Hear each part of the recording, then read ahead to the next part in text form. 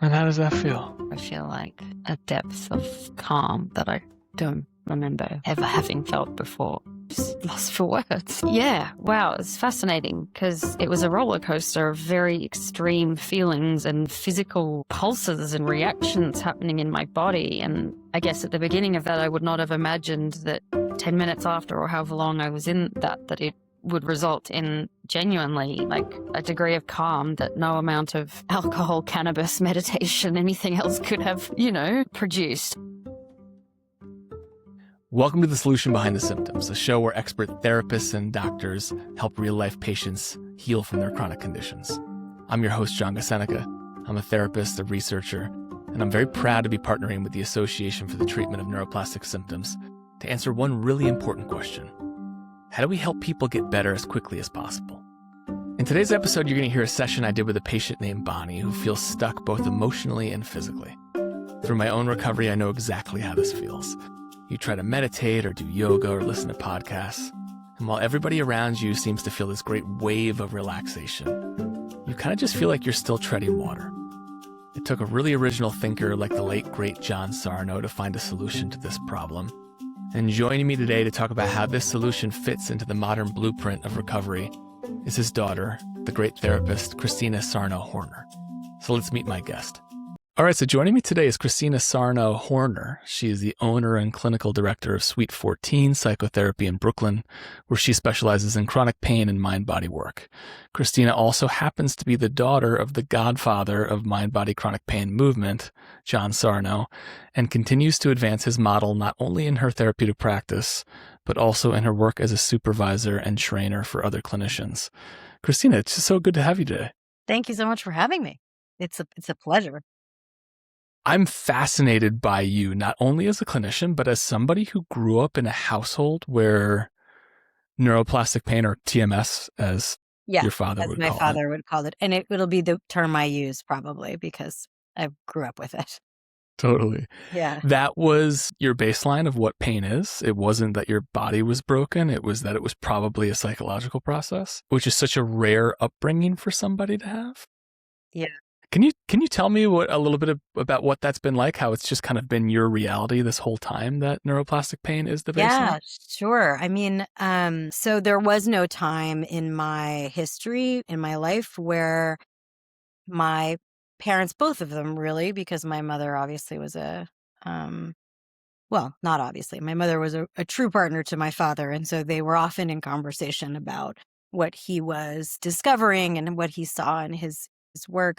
And so, very different than most people who come to this work having to unlearn something, right? Having to unlearn the Western medical model or a model that says that, everything, every pain you feel, every symptom you have just has a structural or disease etiology. That was never, ever how I was raised. I always was told, sometimes to my, great displeasure, that there was something else going on or that I should consider it or that, and people have, heard me say this many times at this point, but, if I had a stomach ache, the first line of defense for my parents would probably be to figure out what was going on at school with my friends.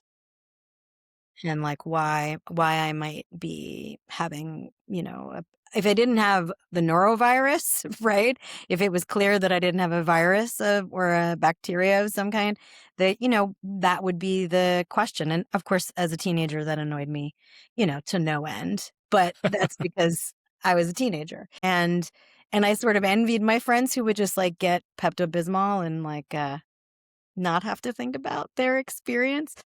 But, in the long run, obviously it served me unbelievably. And I have TMS all the time. Like I have I am a human.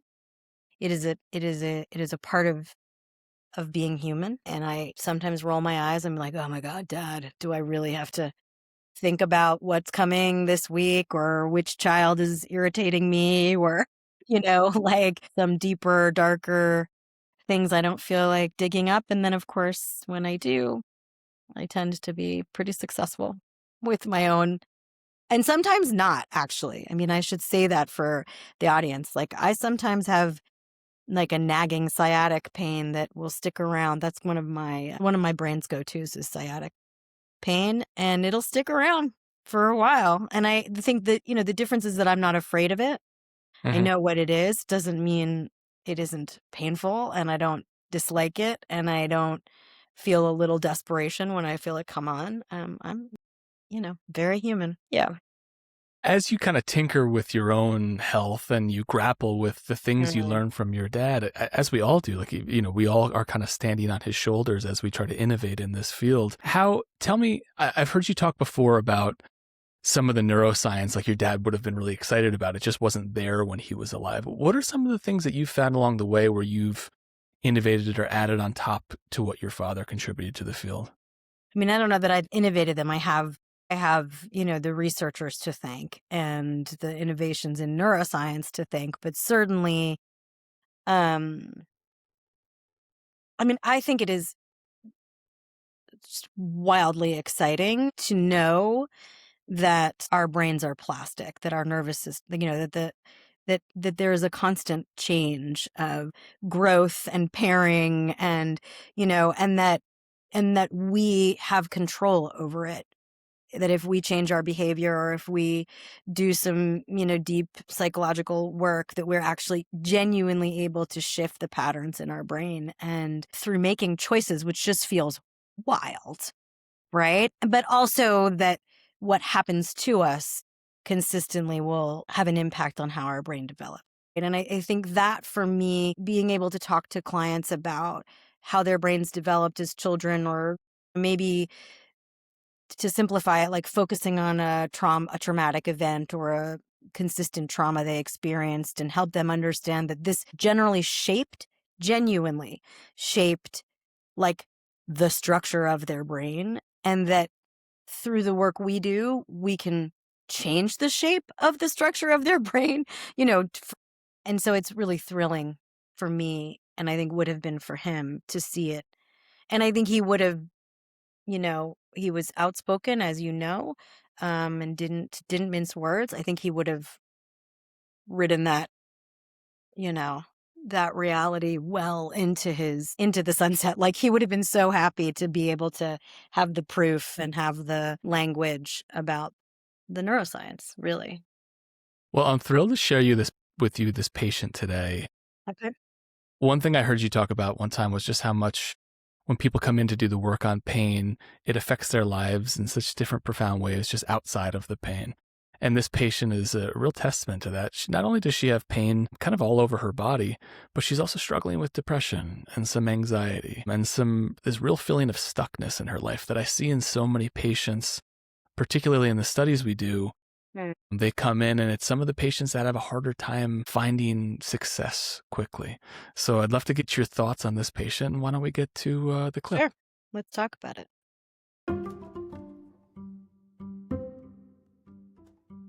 Why don't you just start me off with what you've been feeling, what you've been going through? I guess like for a large portion of my life, and particularly so, I'd say in the last 10 years, have been sort of struggling to thrive on the surface, like with all of those metrics in society that we judge as, doing well, and not for lack of trying. Like, I've always been fine, but sort of not thriving. And I've always kind of thought those external things have created like, oh, I'm feeling down because I, don't have the job I want, or I haven't met a partner, or whatever the things are.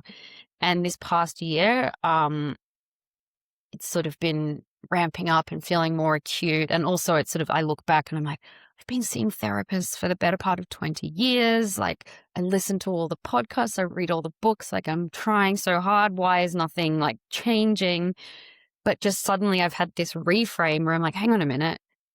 It's actually, I think, in here that's creating the lack of thriving externally, if that makes sense. So it's kind of more like this inner wound, pain, trauma, whatever you want to call it, that is probably holding me back from whatever is my best, most thriving self. So just that slight reframe has helped me feel like a little bit less of a failure, because it's not just, blaming everything that's not working, but it has also sort of overwhelmed me a bit with this feeling of like, okay, there's some despite whatever I've done, there's still like, I think, some big healing to do, and that's okay. And I'm here for it, and I want to do that.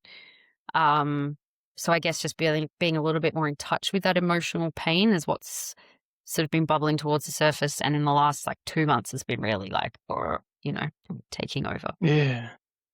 And tell me what in the last 2 months, like, what does that feel like, that emotional pain to you? Sometimes it can be quite breathtaking, like sort of as if you've been knocked by something, but I haven't, it's like an emotional knock. I could be just walking around, or I'm like in the kitchen making coffee, like God knows what normal thing I'm doing. And I've noticed it comes in these sort of moments like that.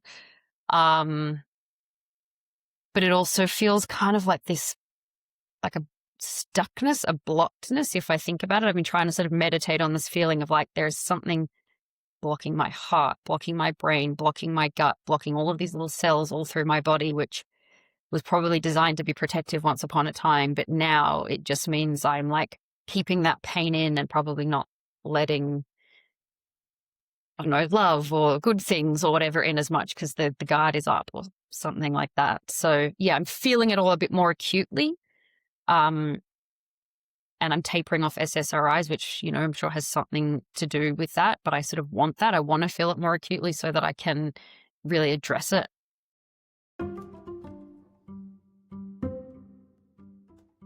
So we'll have a bunch of clips to listen to, but I want to hear just like kind of your quick first gut reaction when you hear Bonnie speak. Does she remind you of your patients? What comes up to you? I mean, sure. There's a lot of things that come up for me. I think, first, right, her response or her experience of cultural pressure to succeed, that there's a script, there's some template that she's supposed to follow that'll tell her whether or not she's been a success, right? And that it's all externalized. It's this, it's very rarely a part of it's very rarely about following our values or following our own heart, as she says, right? It's more about what we perceive to be what we're supposed to be, how we're supposed to be. And then, of course, you can hear her perfectionistic tendencies, right? Even in she's been trying so hard. She's been in therapy for so long. She's done all the right things. I mean, I think this is often almost always, like, I don't have a TMS client, I don't think, who hasn't sort of tried everything, done everything, and then they furthermore feel like a failure in that, right? So, this idea that I've done all the things, like, how come I'm not better? Hmm. And that, and I don't know how you find this, but I think this is cultural also, but the real resistance to being in the process and the real focus on the outcome, right? The real focus on like, I'm going to arrive and then I will be great and everything will be fine and I will know because I will feel so wonderful, right? As if, actually, there's stops and starts and there's lots of feelings along the way, and there really isn't. And I always say to clients, I really hate to be the one to let you know, but actually there's no eureka moment. You're not going to arrive. Like, even in your relationship to your pain, it may change and it'll change shape, and you will not be afraid of it, and you will understand it differently, and you will definitely have more control over how far it goes. But like, I can't make any promises that you won't have bad feelings and pain ever again, right? That's just, we got to take that off the table, because if that's what we're looking for, we're not going to get it. It's deeply disappointing. Who the hell wants to hear that? I don't want to hear it. Not interested in like not solving it, right? So certainly that stood out to me. And then, clearly Bonnie is getting somewhere, because she's acknowledging that, there's some big, bad, ugly stuff that her system, her body, her brain, her nervous system, have protected her from feeling, because it's an internal predator. It's too overwhelming. It's too terrifying. I mean, there are parts of her that believe it will kill her. Mm-hmm. It's that scary or that unacceptable or makes her that, despicable of a person, whatever those feelings are. And so, and she's recognizing that it's getting close and that, she has kind of waves of, they sound not quite as bad as overwhelm, but definitely like acknowledgement that there's something protecting her that she doesn't know, or that is bigger than the feelings wish to be expressed, right? Or at least today it is, But she sounds pretty close. I mean, I think Bonnie's going to be fine. Yeah, and that this idea that she has big healing to do. I sometimes, again, this notion of like healing versus process can get people really stuck. 100%. I love what you're saying here. So much about neuroplastic pain or just anxiety or depression is this feeling of like not wanting to be in the present moment, wanting to be at this solution. Yeah, and exactly. Where I pivot to in this next clip is just figuring out, okay, like what is so intolerable about the present moment that's making Bonnie want to jump into the future? And so that's where we go.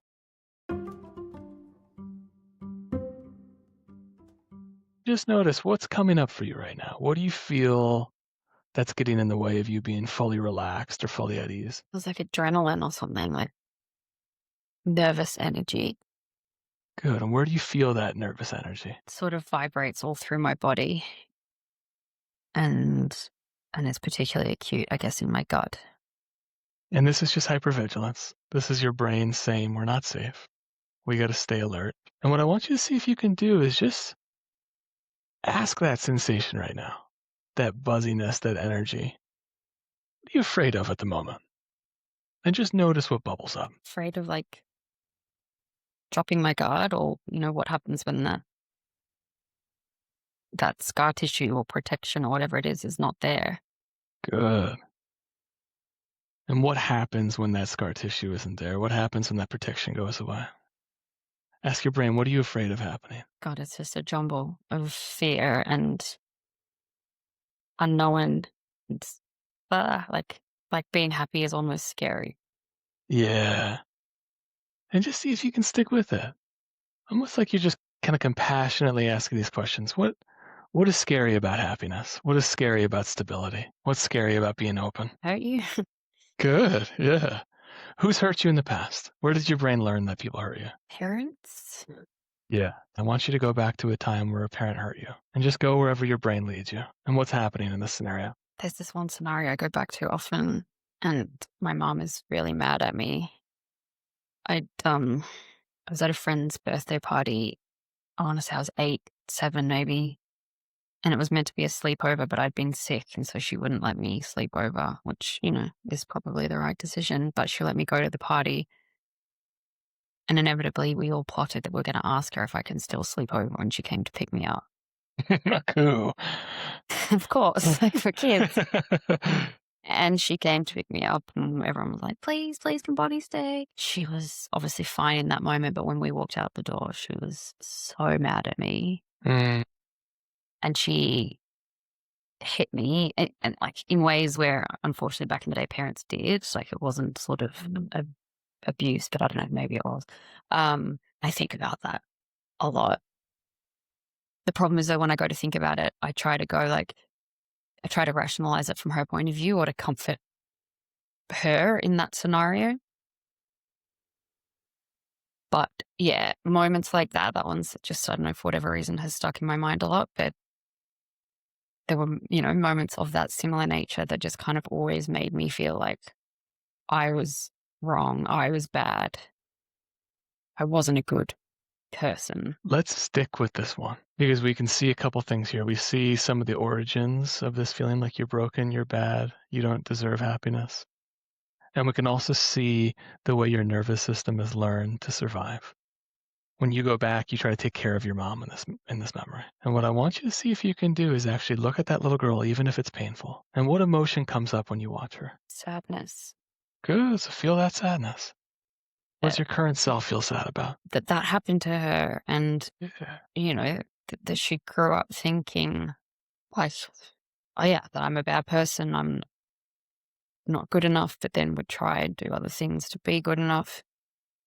And And I guess the confusion in the moment that I can see now when she's in the car with my mum after this episode was how nice my mum was to everyone in the room about how I couldn't stay. And then, and then the different version I got, and that's pretty like consistent throughout my whole life with my mum, I guess, to the present day. But in childhood, you don't understand that, right? Like you just... Tremendously lonely too, because Yeah. everybody else is thinking she's this very pleasant person and you're getting hit by her. And what's that bring up for you even when you hear that? What emotion comes out? There's some weird sense of relief. I guess that's for me now. In like, better late than never, knowing that I wasn't crazy, that there wasn't something wrong with me, but that confusing feeling was because it was legitimately confusing to grow up in my household. And that it was this sort of covert type emotional abuse. I hate even saying the word abuse because I feel like I'm not worthy of that level of like word. And I feel bad to my mum saying words like that. But yes, I guess it's sad. It's really sad that that's how this child felt. And I see so many other times where the behaviors that it resulted in, like the nighttime anxiety and inability to sleep and being on high alert every time my parents' voice is elevated because they fought so much. Does that make you frustrated at all? I want you to think about all those nights you spent up not being able to sleep. I want you to think about how everybody thought that she was this really cheery person and then you're getting hit. Do you feel any frustration? I want to. Yeah. Like anger and frustration is something I haven't had much access to in my life.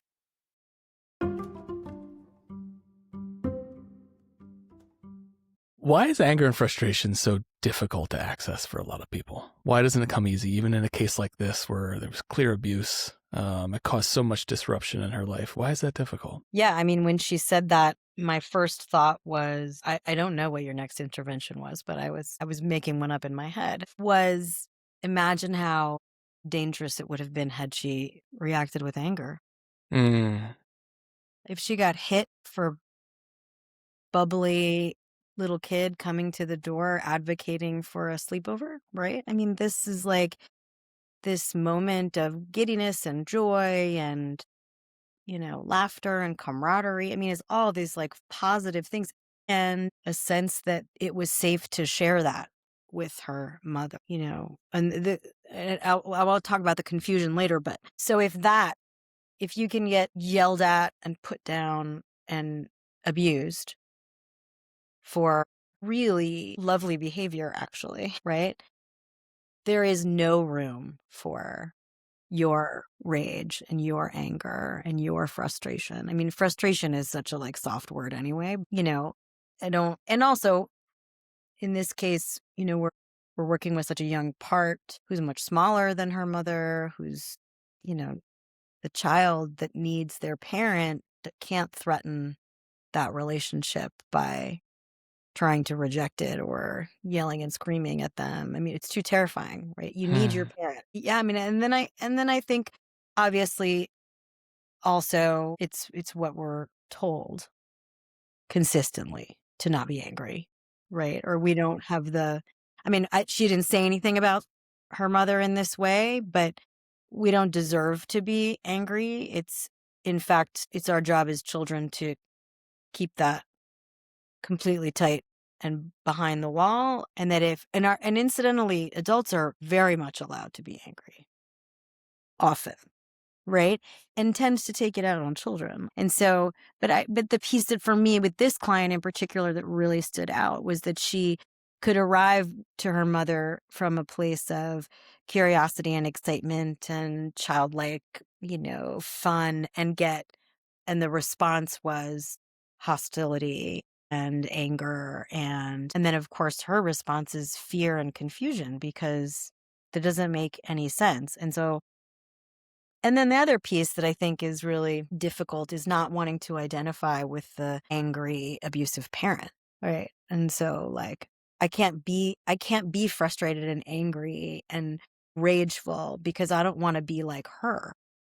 Totally. I don't want to identify with that person who caused me so much pain.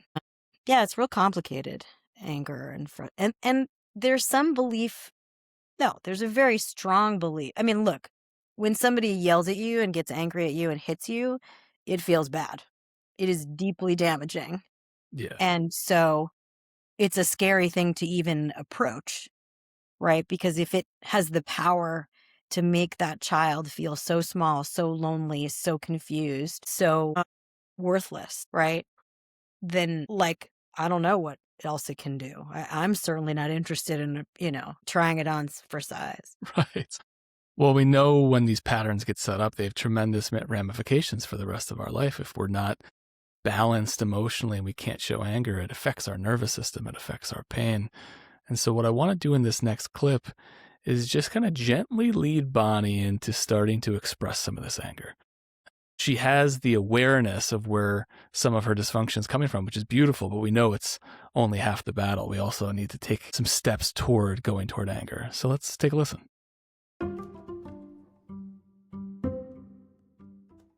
So the way this is going to work is we're going to do a little emotional expression.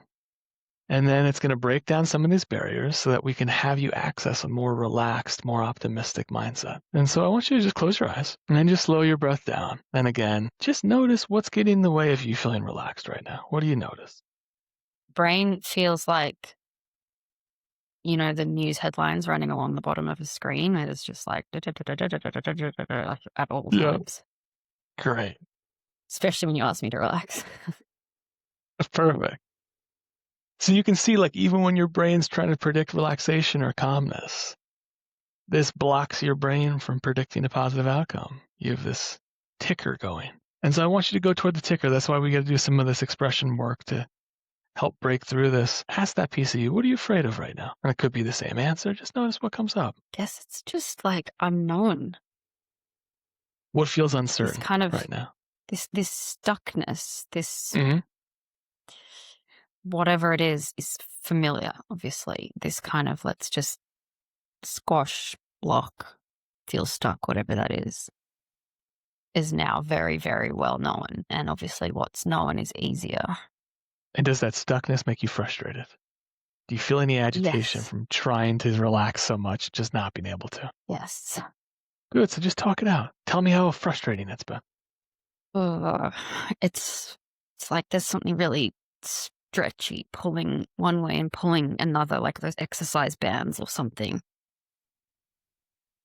And there's like a pull towards like breaking through, letting go, shifting some of that thinking, that those patterns, because like let's strive to be happier. Let's not fear the unknown and actually see what that looks like. Then it's like someone, I don't know, pulling back on the other side. And it's almost like I'm just watching this and I'm like, oh, come on, like just let that one win, like a tug of war sort of thing. Yes. So tap into that feeling of, oh, come on. Tap into that frustration of like wanting to break through and being held back, and feel that anger build up. Think about how many times you've tried to succeed or feel positive and it just pulls you back. And do you feel that anger building up? Yes. Good. Where do you feel it? It's almost like it's starting in my toes and it's like this vibration. I can feel it moving up. Good. And all the way feed through that my vibration. body. Keep feeding My it. thighs. It's just like moving all the way up. Keep feeding it. Makes me a bit short of breath. Good. So say, bring it on. Even if you're short of breath. And keep feeding it. Just think of all the times you've been held back. The people that have held you back. Think of anything in your life right now that's really frustrating you. I almost feel like you're purging this emotional energy. Just have it build. And this is where the assertive piece come on. Say, bring it on. Bring it on. Seriously. It is like I can feel it. It's like I want to punch something. Good, so punch it out. Speak it out. I'm terrible with the words. I don't know what the words are, but I have the energy. Just say fragments of words, whatever's coming to your mind. I'm angry. Good. At myself, my parents, at my entire family, Good. but What are you mostly at angry about? myself. This is the one fork in the road here. Is all that self-directed anger? We got to push it out. It's the one thing we're not allowing.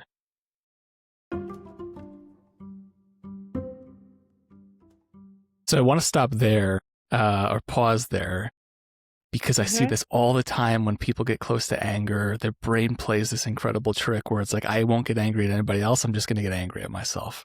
Why does the brain push that anger inward? Why is that such a defense of the brain? I mean, I think I hear it slightly differently. You're not wrong, but I hear it slightly differently, which is like, the brain wants to default back to blaming her for the everything, right? And Totally. it's like a second or third line of defense, right? It's like, no, you're getting too close to actually expressing this thing. We don't know what is going to happen when you do this. The whole world, the walls might crumble. I don't know. So just stop. You should be angry at yourself for letting this go on this long, right? For You should sure. turn it inward, and it's really tricky. But also, can I talk about what I hear you doing?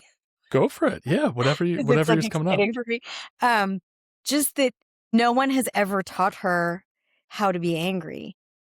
No one has ever authorized this, right? In any way, given her permission to have any piece of it, And so she's this grown woman. She doesn't know how to look for it. She doesn't know where to find it. It's messy. It's hidden. It's in all these parts. It's in her toes and her belly and her fingers. It's an energy. It has no words. Of course it has no words. I mean, we try too much with words with anger anyway, but like you're got all kinds of other forms of expression, but like, and listening to you just consistently encouraging her, right? But mostly giving her permission.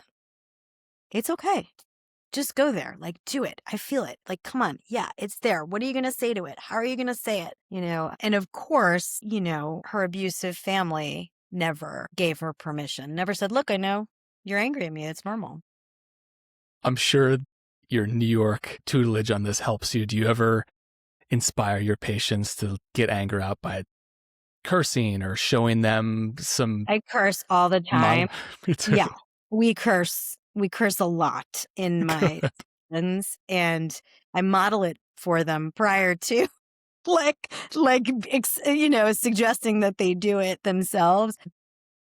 Yeah, and to get, let themselves get activated. But I also will say, if I'm in the room with somebody, that I'm not afraid and that they can bring it and like, we'll be here together in it and it's cool, And I don't do this intentionally, but I was hearing it with you as well in a moment where I'm hoping that where I can feel a client, there's energy, right? Around a client getting there. It feels like a time also to be casual and connected in some way. And casual, I don't really mean like I'm no longer a professional, but like, using, like, I don't have to use clinical language. Like you say, like, what did you say? I was taking notes, right? Like you feel it building up, like have at it, just go for it. And I will be like, it's cool. Let's go. Right. Let's throw down. What is this shit? Like, let's do it. And again, it's normalizing the feeling. It's de-escalating the terror that if I have it, but really permission, authorization, acceptance, like accept it. I'm here. I can accept it, right? It's like you're a professional and there you are in your professional capacity telling Bonnie, bring it, man. It's going to be okay. We're going to hold it together. We got it, and creating that container in all those different ways. And of course, every client is different and you have to sort of read how they're going to take it. But yes, so that's definitely a thing that I was reacting to and feeling as you were doing it.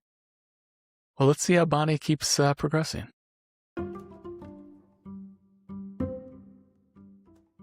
Who else are you angry at outside of yourself? At my parents. That's what it comes down to most of all. I'm angry at them for, and obviously then if I can't, Keep going through. Just say what's coming to your mind. What are you angry at them for? I'm angry at them for their own pain, which feels unfair, but it is, I guess, their inability to have dealt with their own pain meant that it's just sort of created the environment in my childhood and frankly has lingered. I feel like it made me think that I was a terrible shit person and that all that mattered was to be good at school, which I did, check that box, and then suddenly the rug is pulled under for me when I'm like out in the real world and being good at school no longer matters. And I don't know, like I just wasn't set up to succeed emotionally. And do you feel any shame or guilt for having said this or having thinking this? A little bit of guilt, but I don't know, no. Fucker. Right. Good. Let it all out. Yeah, because it's a problem. And I'm so angry that they have not been there for me emotionally, because it's this confusing thing where like they create the shit unintentionally, whatever, but they create it. And when you're an adult and you're like, what the hell? And you turn to these people and they're not available for your emotional needs. Obviously they're not, they never were, but somehow you think they might be as a grown up. And I guess just continuing to accept that they're not, I have anger in that acceptance or something. Good. And what feels angry about that? Is it that you keep on getting disappointed by them? Yes. I keep on getting disappointed, but then that makes me angry at myself because it's my own fault for continuing to try something that I know is not going to work. So stick with the anger toward them. This is how you break these cycles. Let yourself know, I'm not going to do that anymore. Be assertive. I'm not going to do that anymore. I'm not going to do that anymore. I'm going to accept my anger toward my parents, and that's going to help me set some boundaries. But what do I do with it? Just express it right here. I want you to feel this anger as a good thing. This is what's going to protect you. This is what's going to keep you from getting your hopes up and dashed again. This is what's going to drag that little girl out of the room so that she stops getting hurt. I'm so angry at my mom for just continuing to make me feel like a failure. Like, to this day, the comments that come out of her mouth, it's like, I don't know whether to laugh or cry or punch the air in lieu of punching her. Because she tries to be like this support, but then also the greatest critic. And it is like, that is what is going on in my head at all times. You can do it. No, you can't. It's all come from the same person. And just stick with that. I want you to visualize right now, just screaming at the top of your lungs in anger. Disagree. You don't have to scream, just visualize it. And just push yourself for a second here. Almost like you're exercising, you're really leaning into this anger. This is what's fueling that ticker in your brain. And just push it. Push it for 30 seconds. And each moment you feel angry right now, feel a sense of pride that you are breaking through. This is the experience that's going to change your beliefs. You don't even know how it's going to happen yet. You just go.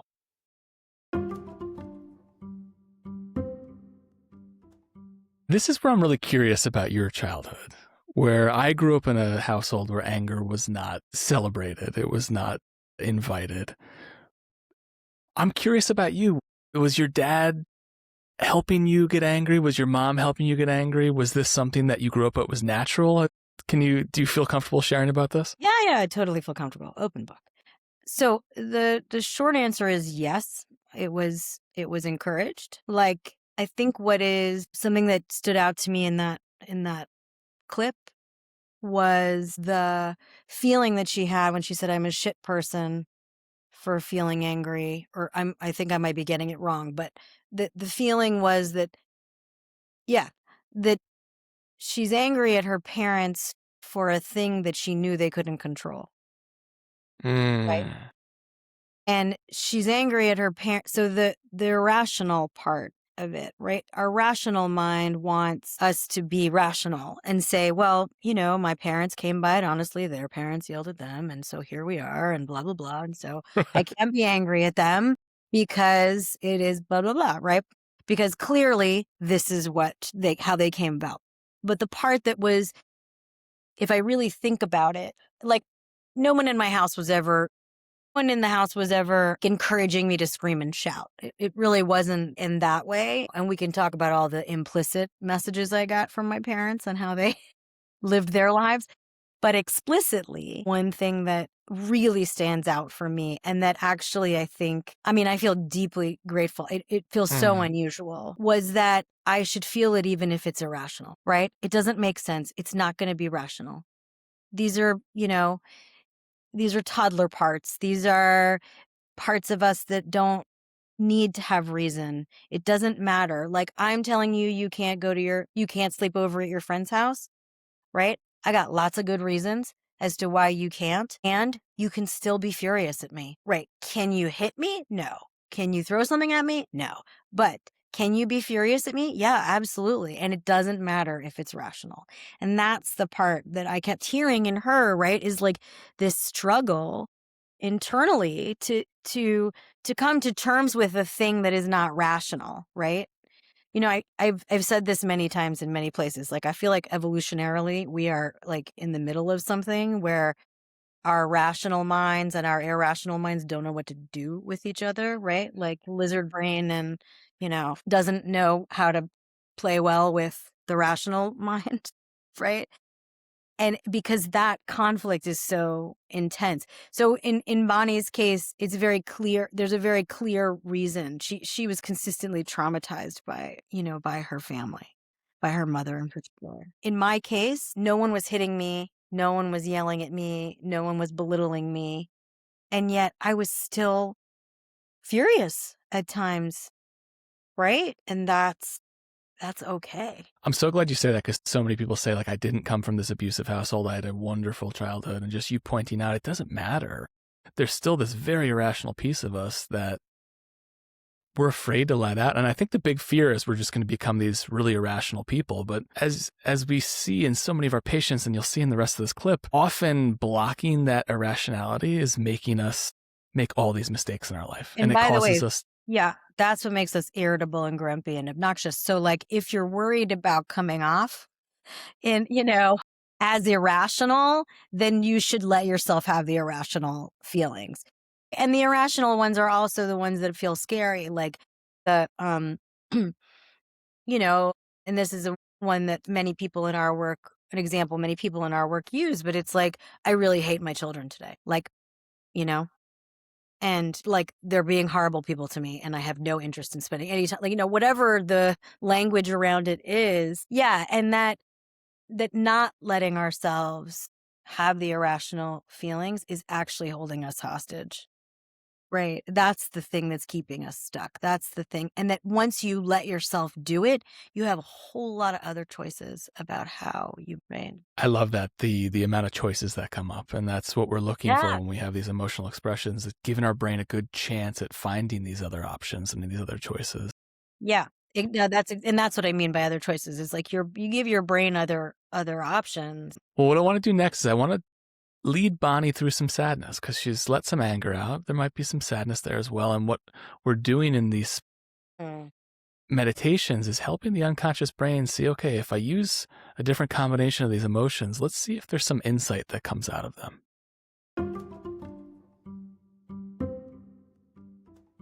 Good. And I want you to just check in. Are you feeling any sadness at the moment? Any sadness coming up? And where do you feel that? Can just feel emotion welling up. Good. So let that emotion well up. Think of this energy as just finally getting taken care of. And if there's words to it, what's causing the sadness right now? I feel like lots of things. I feel sad that I've spent so much of my life feeling this way, like my whole life, I guess, feeling this way, and that it hasn't been until my late 30s, now early 40s, that I've been able to access it. So I guess I just feel sad for every version of myself throughout my life. I also feel sad in the confusing feelings that this creates, of like, I spoke to my mom this morning, and now here I am feeling like I'm betraying her. And so just let yourself mourn that. Mourn all these eras of your life where you felt this pain, and mourn the confusion. When you say the word mourn, mourn is like, it resonates with this like the idea of grief, not for having the concept just of having lost someone or something significant, but having never quite had what every child, ideally deserves in terms of love and support, and knowing that I never will from my parents, at least in the way that it was needed. So more than that, feel that acceptance. If before the anger was assertiveness, this is the acceptance piece. Accept that you didn't get the love you deserved, and you probably won't get it for the rest of your life. And just feel that sadness come up. Feel the deep compassion for yourself right now of feeling this pain. This is you facing it. This is some of the stuff that bubbles up as you taper off those SSRIs. And I promise you it'll pass, but you got to go through it. And feel a sense of accomplishment for feeling the depth of this emotion right now. This is objectively horrifying and sad. There's this beautiful piece of the human experience of a child getting love from a parent that you're not going to quite get. And feel that sadness come up. And just feel yourself taking care of yourself finally. Have a communication with that emotion. Let yourself know, of course, you feel sad. And what do you feel? Feel sad?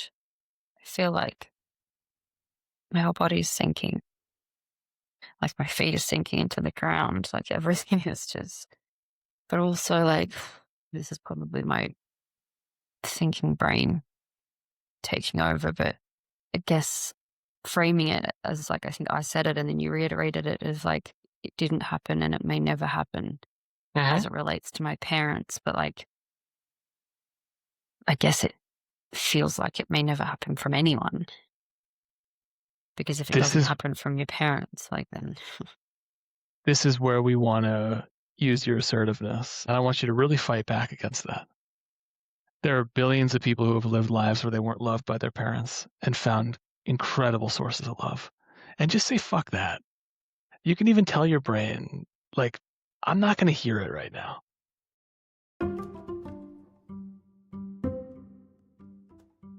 So this is one of the places I really wanted to pick your brain, and this is a tricky spot. We want people to feel their emotions and feel their sadness, but sometimes there are some of these distortions that come up. Mm-hmm. Like her saying, like, because my parents didn't love me in the way that I was hoping, I would never feel love from anybody else. How do you help a patient distinguish between an emotion you want them to feel and that's healthy to feel, and maybe a very distorted reality that we don't necessarily want them to go? I mean, in this case in particular, Take your time. I'm thinking about actually doing a little work with her about her belief that this reality makes her too broken to be able to have any love. And also some normalizing, right? Like there's a part of me that wants to normalize the reality that it's so unusual to mourn the loss of a thing that you never got, right? To mourn and grieve the wish, that it feels like it should, mean something else. And I would really do even some psychoeducation around this moment, right? Because I actually want her to know that as a distortion. Right? I mean, this feels like a little trick, another trick that your brain is playing on you, right? Totally. It feels like another part of the, symptom, for lack of a better word, right? And I will often say that, like that moment right there, that's symptomatic. And can we look at it like that? Can we think about it as a part of your brain trying to protect you, to keep you from being in the acceptance, being in, if you accept this, then you also have to accept never having love in your life? No way, man. Not a thing, right? Are we all alone? Definitely, in our own feelings and our own experience, for sure. And, is it hard to recognize love? Maybe. One of the things that really got me excited about having you on today was that I heard you talk about this idea of depression's not an emotion. Sadness is. But depression is a symptom of some of this dysfunction. And it sounds like this is on par with what you're talking about right now. 1,000%. And I almost always, with clients who have neuroplastic symptoms, also help them give some language or some vocabulary to their psychological symptoms, right? Like I caution before doing that around, the challenges with naming something, but also like I'll say like, well, this is part of your depressive symptoms, right? That are in partnership with your pain, your physical pain. And, and that in reality, when you start to pull the wool away from your eyes on one, the other one might be like, okay, we're right here. So that like very depressive statement, right? That I'm never going to get love from anybody because I never had it from my family. I would talk about it as such. So we've Yeah. And keep again, going. I feel like I normalize with clients so much. I mean, really spend so much time trying to have them understand that, of course, your brain is jumping in to do some work here, on its own behalf because it believes that you're under threat. You just did a thing that you've never done before, Mm. right? Or that if you've done it, you haven't done it in this way. You haven't Mhm. paired the reason with the emotion, right? You haven't paired the knowledge with the emotion. It's a big deal. So, and I'll be like, and tonight you're going to have pain, like expect it, right? Let's go into tonight knowing you're leaving my office and it might feel crazy. So we've done all this emotional heavy lifting so far with Bonnie. She's done a great job of expressing things that she hasn't expressed before. Yeah, I'm very proud of her. I want you to know that. I'm very proud of 100%. Bonnie. Seriously, like she really rocked it. And so at this point, I like to try to show the patient some of the rewards they get from this. It doesn't always happen like this, as you were saying. Sometimes the nervous system kind of combats. But sometimes what happens is the patient's able to access a feeling of relaxation that they haven't had before. And so I want to show you what happens with Bonnie.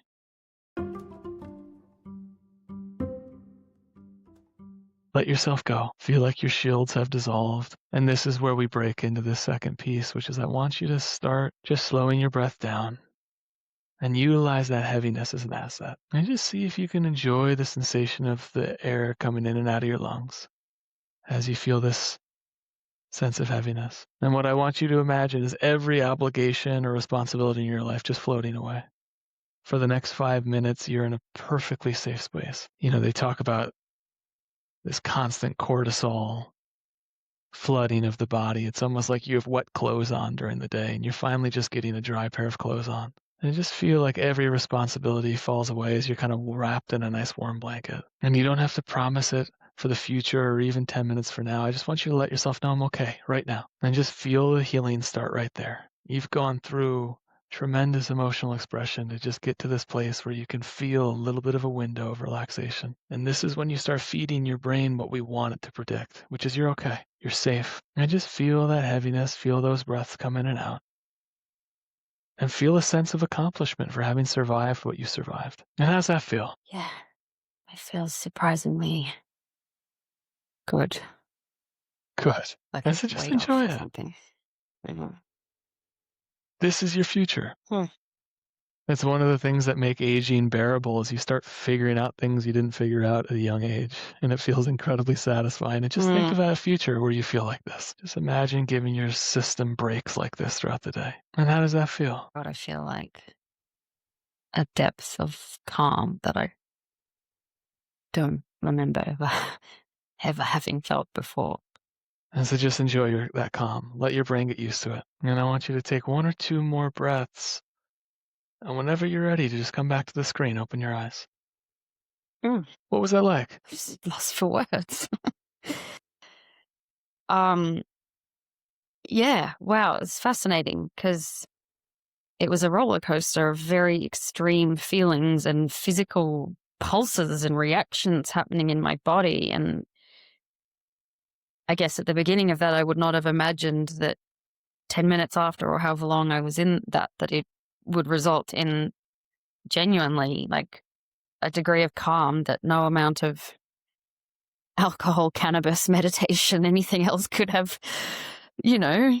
produced. And it's nice to be able to do that on your own, I mean, with your support, obviously, but it means it's possible to feel that again. I feel like a It's funny, like it's a combination of heaviness and lightness.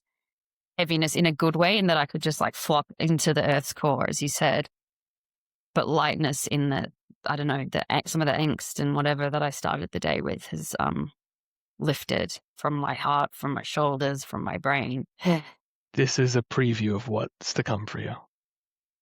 And you can see what's gotten in the way of you feeling this like heaviness and lightness at the same time, or this just feeling of stability. Is there's all these little tricks your brain plays so that you don't feel what it's afraid of, which is these emotions. It's learned to be afraid of these emotions. And you could see little tricks like the self-critical tricks, the self-anger tricks, but you just kind of pushed on through. And if you can just keep on doing that, where you access these emotions, you clear that baggage out, you can then access this beautiful sense of calm, which is when your brain starts predicting, I'm going to be okay. Like if you think right now, the thought, I'm going to be okay, does it seem more believable than it did an hour ago? Yes. It feels more believable. Yes. Like this will immediately start to try and like find little ways to tell me otherwise, but the feeling was the bit I wanted to access more.